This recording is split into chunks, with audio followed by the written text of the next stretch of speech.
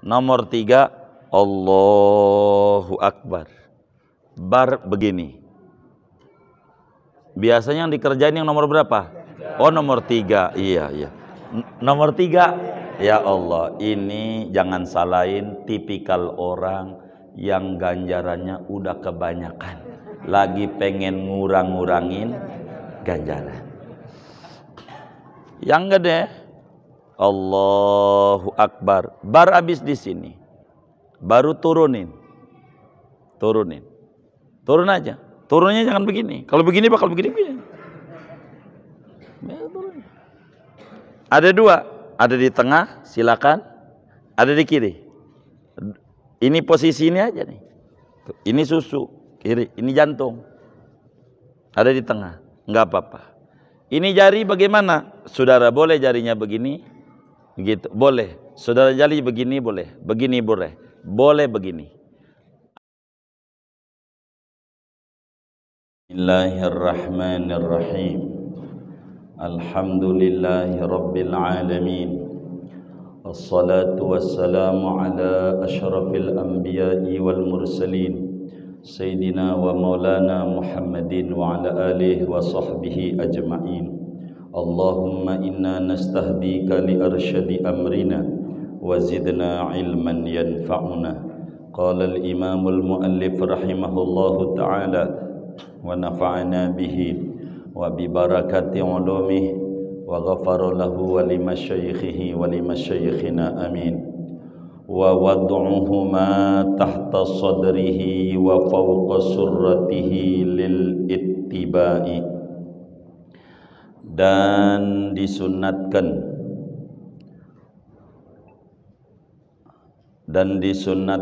meletakkan kedua tangan di bawah dadanya dan di atas pusarnya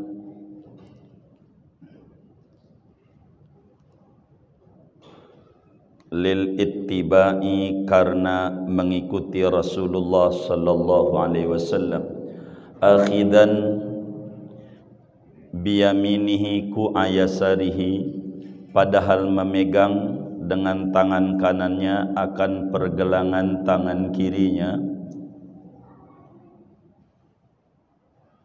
Waradduhuma minar raf'i ila tahta sadri aula min irsalihima bil kulliyati summa isti'nafi raf'ihima ila tahta sadri. Adapun mengembalikan dua tangan dari diangkat sampai di bawah dada, itu lebih utama ketimbang dari melepas kedua tangan dengan totalitas, dengan sekaligus, kemudian memulai mengangkat dua tangan sampai bawah dada.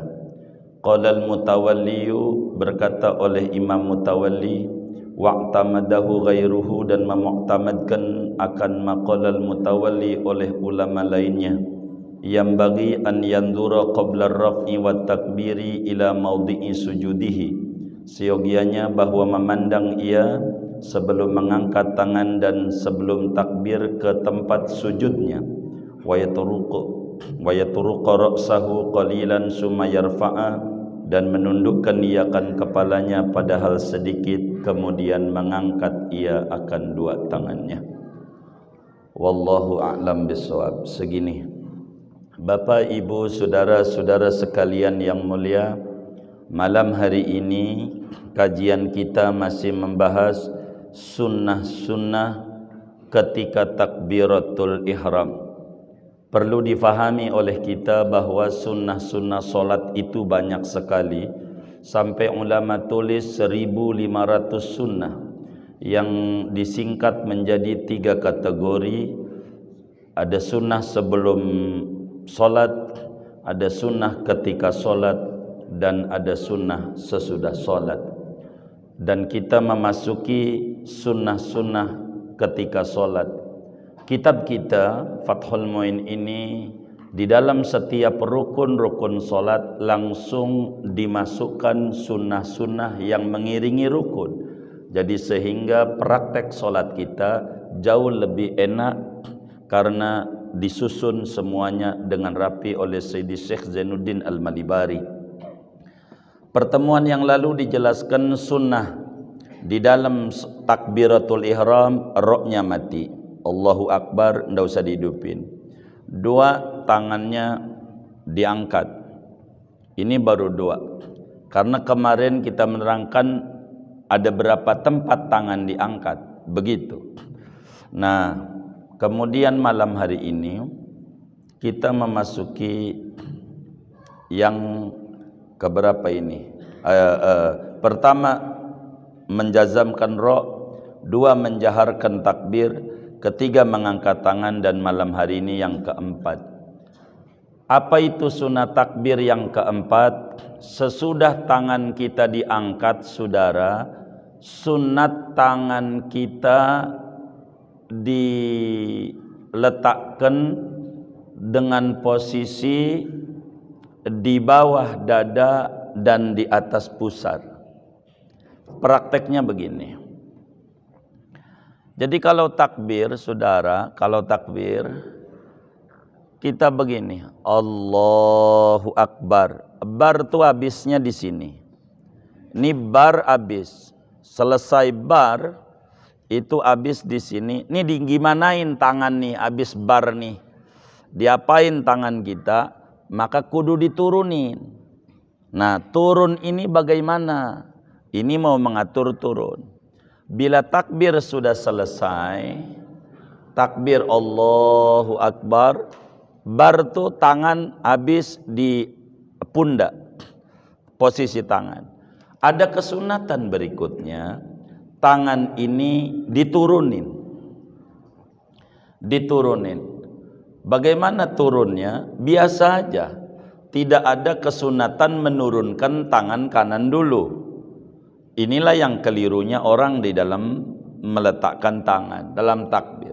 Ketika turunnya tangan kanan dulu bakal bermasalah, dan ini yang terjadi pada praktek sholat sebagian saudara kita. Ketika dia tangan turun, Allahnya begini, tangan kanan duluan, otomatis tangan kiri di atas. Oh, salah kayaknya. Bener apa salah ini?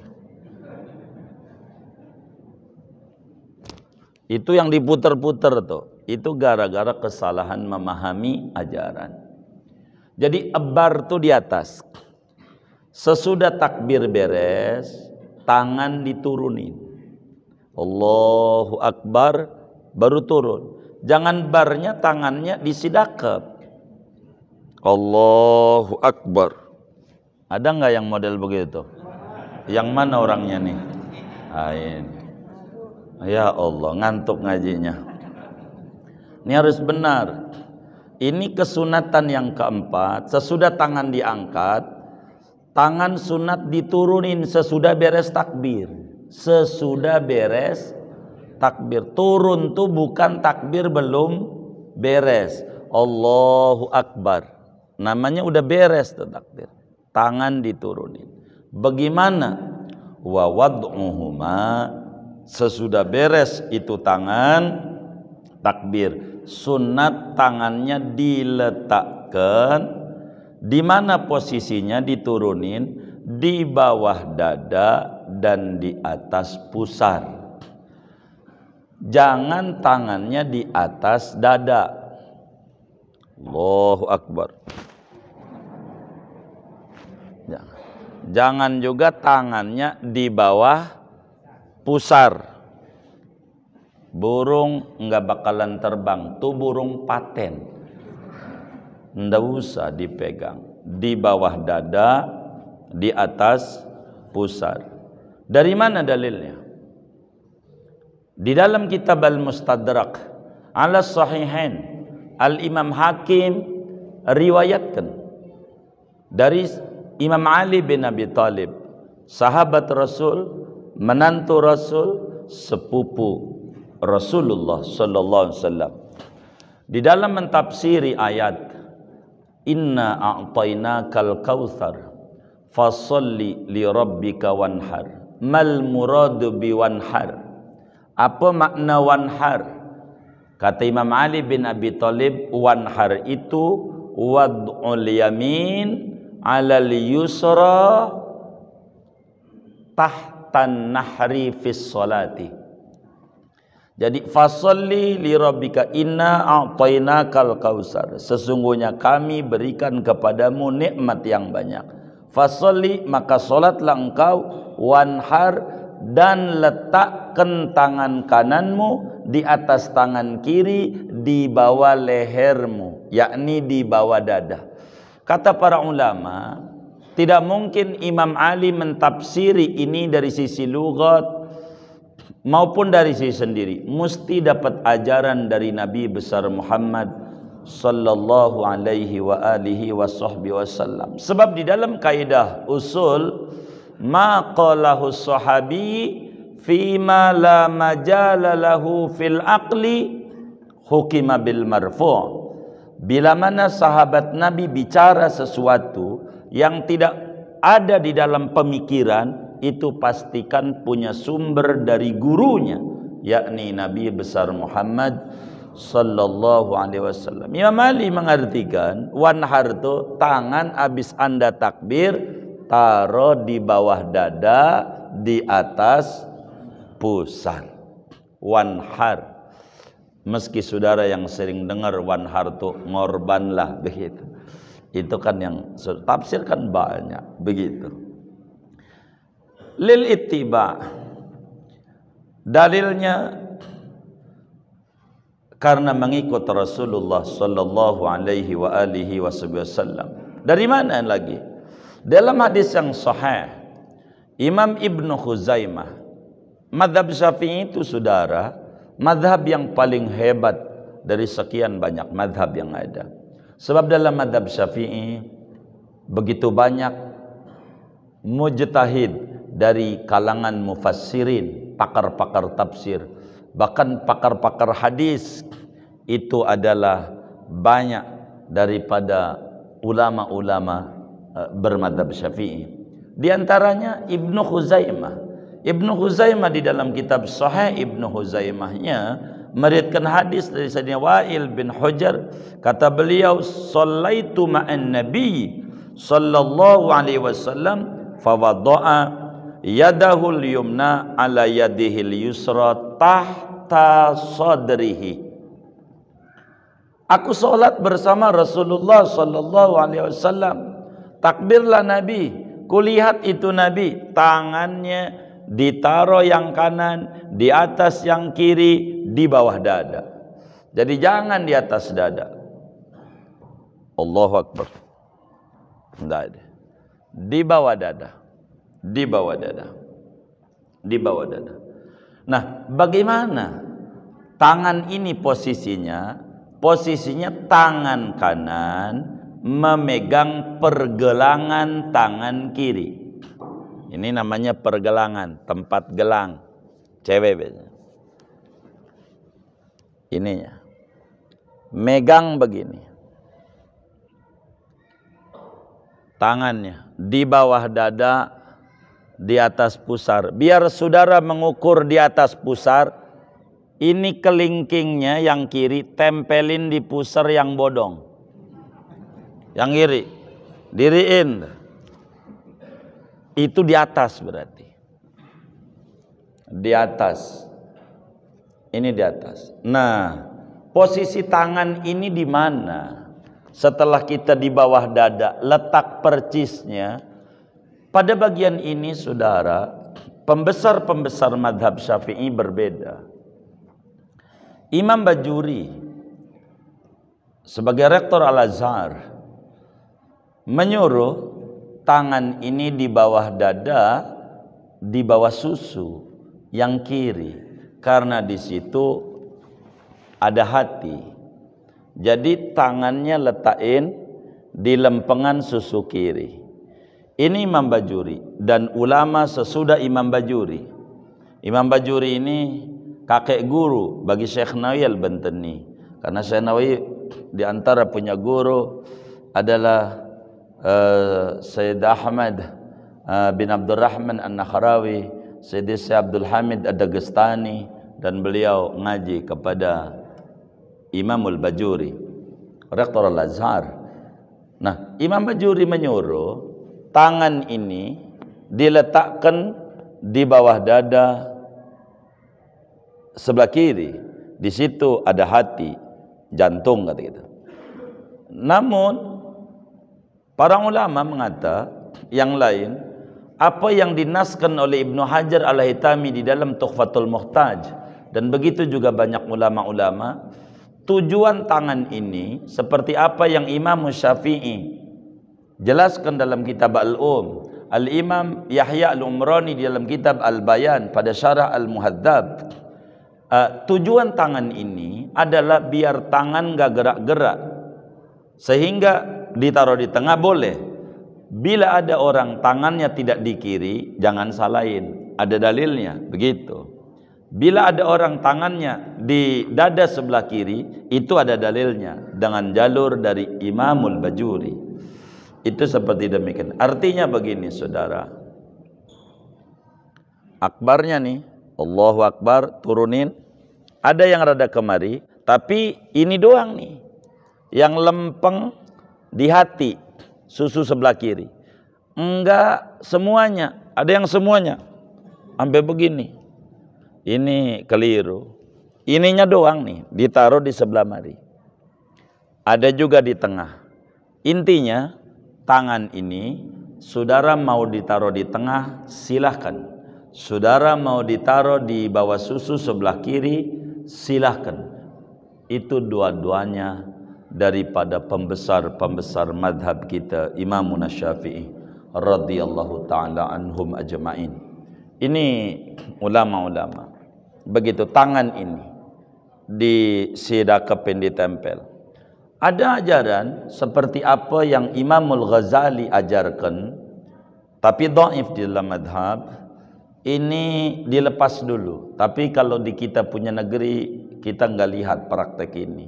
Jadi ngangkat tangan ini ada tiga cara. Tangan ini diangkat. Saya praktek ya, biar kita lebih jelas.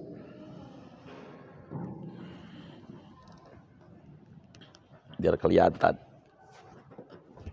Jadi begini saudara, ada tiga. Pertama nih, Allahu Akbar. Habis bar, turunin segini. Ini namanya paling gede ganjarannya. Nomor dua, Allahu Akbar, turunin, angkat lagi. Ada tuh dua. Nomor tiga, Allahu Akbar, bar begini. Biasanya yang dikerjain yang nomor berapa? Oh, nomor tiga. Iya. Nomor tiga. Ya Allah, ini jangan salahin tipikal orang yang ganjarannya udah kebanyakan, lagi pengen ngurang-ngurangin ganjaran. Yang gede, Allahu Akbar, bar habis di sini, baru turunin, turun aja. Turunnya jangan begini. Kalau begini bakal begini. Ada dua, ada di tengah, silakan. Ada di kiri. Ini posisi ini aja nih. Ini susu kiri, ini jantung. Ada di tengah, nggak apa-apa. Ini jari bagaimana? Saudara boleh jarinya begini, gitu. Boleh. Saudara jari begini boleh, begini boleh, boleh begini. Ada banyak ajaran. Ini ajaran tangan, terkait tangan. Ini tangan begini. Kata Imam Bajuri, ini untuk jagain hati. Hati di sini, biar hatinya enggak kemana-mana. Sebagian ulama Syafi'i enggak. Tujuan Nabi tangan ada di sidakepin biar tangan jangan gerak-gerak. Sehingga mau ditaruh di mana aja boleh. Tengah boleh. Dan ini banyak ulamanya. Jadi enggak usah salahin. Terserah saudara, mau rada kemari boleh, mau kemari juga boleh. Tapi yang penting Allahu Akbar, bar habis di sini. Biar rapihan. Sebab kita dituntut oleh Nabi, sallu kama ra'aitumuni usolli. Anda solat sebagaimana yang Anda lihat aku solat. Jangan ngarang-ngarang dalam solat ini. Itu hal yang paling penting buat kita bersama. Maka di sini dijelaskan, waradduhuma minar raf'i ila tahta sadri aula min irsalihima bil kulliyah summastina fi wad'ihima ila tahta sadri. Jadi tangan dari atas langsung ke dada gitu. Itu lebih baik dibanding dilepas semuanya baru dibalikin lagi sedekap. Ini Imam Ghazali ajarkan ini di dalam kitab-kitab Imam Ghazali. Namun ulama-ulama besar Syafi'i ini dhaif, kurang kuat ajaran ini. Langsung di dada saja, langsung di bawah dada. Ingat, di bawah dada, di atas pusar, jangan di bawah pusar. Kalau di bawah pusar burung, ndak usah dipegangin begitu. Jangan juga di atas dada, pokoknya di bawah dada ajarannya, dan di atas pusar. Itulah. Jadi semua ini saudara, ulama-ulama Syafi'iyah itu tidak ada mengarang-mengarang dalam sholat itu. Semuanya juga sandarannya dari Rasulullah Sallallahu Alaihi Wasallam. Tapi kenapa mereka menyebutnya madhab Syafi'i, tidak mengikuti sholat Nabi bahasanya? Karena saking tawaduknya ulama-ulama, karena hadis Nabi banyak sekali, enggak mau mengklaim karena ilmu Rasulullah banyak. Jadi sehingga mereka tidak menyebutkan bahwa tata cara sholat Rasulullah begitu. Judulnya sama sebetulnya. Kalau mau ditulis tata cara sholat Nabi menurut Imam Syafi'i begitu. Berdasarkan hadis-hadis yang sahih semuanya. Begitu. Apa yang diajarkan dari guru ketemu guru, guru ketemu guru. Kemudian sunnah dalam takbir ini, sudah takbir, kata Imam Mutawalli yang keberapa ini ya? Kelima. Sunnah mata kita memandang tempat sujud.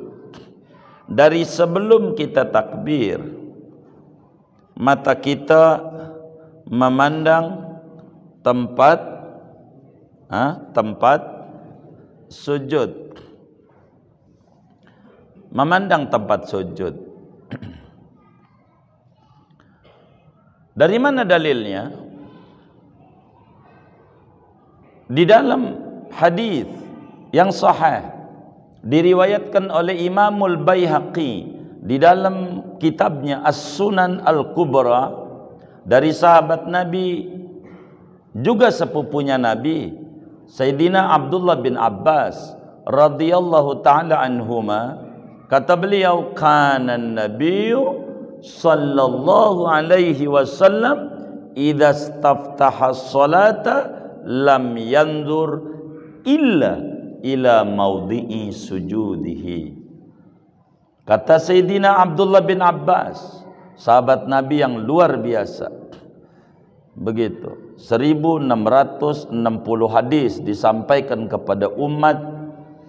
Salah satunya ada di dalam Sunanul Kubra Al-Baihaqi, cukup tebal, hampir 10 jilid Sunanul Kubra. Imamul Baihaqi menyatakan, kata Ibnu Abbas, baginda kita Nabi besar Muhammad sallallahu alaihi wasallam, bila mana beliau salat, beliau tidak pernah memandang kecuali ke tempat sujudnya. Jadi kalau Nabi mau mulai sholat, matanya liatin tempat sujud, fokus itu aja, tempat sujud tuh, mata kita liatin itu mulu, jangan geser-geser, kecuali geser pada waktu tasyahud illallah, waktu tangan baca asyhadu alla ilaha illallah, mata kita geser, lihat telunjuk kita. Selebihnya mata kita sunat memandang tempat sujud, itu aja pandangnya. Walaupun sholat kita di depan Ka'bah, jangan pandang Ka'bah, tempat sujud. Walaupun sholat jenazah, enggak usah liatin jenazah, liatin, kayaknya nyengir tuh jenazah, jangan. Kita lihatin tempat sujud aja, mata kita fokus, dan ini mendorong untuk menuju pada kekhusyuan. Saudara sering lihat itu tari sufi yang kayak payung itu. Kenapa dia nggak jatuh? Karena dia fokus. Dia fokus memandang satu titik. Kalau kita selalu fokus memandang satu titik, nggak bakal jatuh. Mau digimanain aja. Mau digimanain aja. Memandang satu titik aja. Dulu ada gubernur di Jakarta.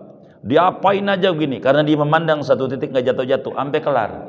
Begitu. Itu begitu. Begitu. Moga jadi presiden. Itu begitu, saudara. Jadi kita harus memandang itu satu titik. Begitu. Jangan dicatat. Jadi saudara, kita tuh kalau sholat memandang satu titik itu aja. Jangan pandang yang lain. Tempat sujud tuh, pandang aja itu. Biarin teman kita bawa kaos Dunlop, ban yang handal. Nggak usah dibaca. Lagi sholat baca apa aja dibaca. Nggak usah. Liatin tempat sujud aja. Tempat sujud aja. Begitu. Fokus itu aja. Sebelum takbir, sebelum kita Allahu Akbar, mata kita nunduk. Nabi begitu. Sebelum takbir, liatin tempat sujud. Sampai fokus, mana titik mana yang kita mau lihat. Titik itulah yang bakal kita lihat. Itu aja guys. Udah itu, baru kita tangannya diangkat takbir. Dan kepala kita nunduk dikit. Nunduk dikit. Itu begitu, nunduk dikit. Begitu, biar kita nggak kemana-mana. Biar kita nggak kemana-mana. Sebab makin banyak yang kita pandang, makin banyak yang kita pikirkan. Tapi kalau satu titik, itu enak saudara. Enak saudara. Begitu. Kalau memandang satu titik enak. Makanya kenapa orang sholat disuruh nyari tiang, bikin sutro, nyuruh nyari tembok, biar nggak banyak pandangan. Makin banyak pandangan makin repot. Makin repot. Oleh karena itu harus satu titik yang harus kita pandang. Dan ini sunat. Di dalam suatu kata Imamul Mutawalli, yang bagi an yanzura qabla raf'i wa takbiri ila maudhi'i sujudihi. Sunat yang bagi di sini seyogianya wa ibaratu yang bagi fi kutubi syafi'iyah tadullu ala nadbi ghaliban. Kata yang bagi di dalam kitab-kitab fiqih Syafi'i maknanya dianjurkan, sunat pada umumnya. Sunat kita memandang tempat sujud sebelum tangan diangkat dan sebelum takbir, terus aja mandang itu. Sebab itulah Rasulullah SAW, kata Imam Ibn Abbas, kana nabiyyu sallallahu alaihi wasallam idza staftaha as-salata lam yandur illa ila maudhi'i sujudihi. Rasulullah bila mau mulai salat selalu memandang tempat sujud. Itu aja.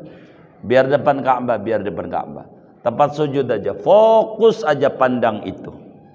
Jangan kita geser-geser. Dan ini akan mendorong kita pada titik kekhusyuan. Mata kita lihat itu. Lihat itu aja. Jangan gak lihat itu. Tempat sujud tuh, fokus. Kalau kita nggak fokus repot. Fokus. Ini sunat saudara di dalam kita sholat. Jadi kembali, sunat-sunat takbiratul ihram, satu, roknya matikan, Allahu Akbar. Kedua, dijaharkan bagi imam. Imam jahar, termasuk takbiratul, artinya jahar itu nyaring. Ketiga, tangannya diangkat, ngangkatnya mulai takbir sampai habis di atas, Allahu Akbar. Dan keempat, tangannya diletakkan di bawah dada, di atas pusar, tangan kanan di atas, tangan kiri di bawah, dengan posisi tangan kanannya genggam pergelangan tangan kiri, genggam pergelangan tangan kiri. Kalau kita punya duit, dekap cewek kita begini, ini hati kita yang harus dijaga, kata Imam Bajuri, biar enggak kemana-mana. Kata orang Sunda, Allahu Akbar, hatinya ngabar-ngabar kemana-mana, sampai dompet di bawah kasur kelihatan, lagi sholat, ini maka harus dipegangin biar kita hati tidak kemana-mana. Kemudian yang kelima, sebagai sunat dalam takbir, mata kita memandang ke bawah sebelum takbir dan terus lihat tempat sujud aja, ruku kita, duduk antara dua sujud kita, begitu. Itu aja yang dipandang oleh kita. Terus aja sampailah kita pada tasyahud bacaan illallah, ganti mata kita dari tempat sujud memandang keesaan Allah yang ditunjuk oleh telunjuk kita. Illallah, dan telunjuknya jangan gerak-gerak, jangan digoyang-goyang. Mana nak ketutupan kain lagi, subuh lagi. Jadi kita lihat sini aja, nanti panjangnya berbicara telunjuk bagaimana pada tasyahud, karena kita lagi posisi mata kita memandang daripada tempat sujud kita, tempat sujud kita, begitu, agar supaya mata kita betul-betul fokus. Di samping itu kita bisa memandang di tempat sujud kita ada tai cicak apa kagak, ya kan? Bisa aja ada tai cicak, tersujud kita di tai cicak lagi, kan? Jadi kita harus pandang itu ke bawah agar supaya kita betul-betul sempurna di dalam kita beribadah kepada Allah Subhanahu wa ta'ala. Bagaimana kalau orang buta? Apakah terus memandang ke bawah? Kan enggak memandang juga dia kagak lihat. Biar kata kita buta, sunat memandang ke bawah matanya, enggak usah ke atas-atas. Kan buta ke atas juga kagak lihat ini, enggak. Sebab tuntunannya nunduk, mandang ke bawah, nunduk, nunduk, nunduk dikit, memandang ke bawah. Hatta kita buta, tetap saja sunat memandang ke bawah. Jadi siapa saja yang sholat, meski di tempat yang gelap sekalipun, meski depan Ka'bah sekalipun, meski depan jenazah sekalipun, meski buta sekalipun, sunat pandangan mata kita memandang tempat sujud. Saya enggak mau banyak-banyak, ini materinya pindah materi masalahnya. Yang ketiga, rukun sholat berdiri. Jadi terlalu panjang, numpuk-numpuk, buat tanya jawab aja untuk malam hari ini. Silakan kalau ada yang ditanya dari materi ini atau luarnya, sebelum doa dipersilakan. Wallahu a'lam.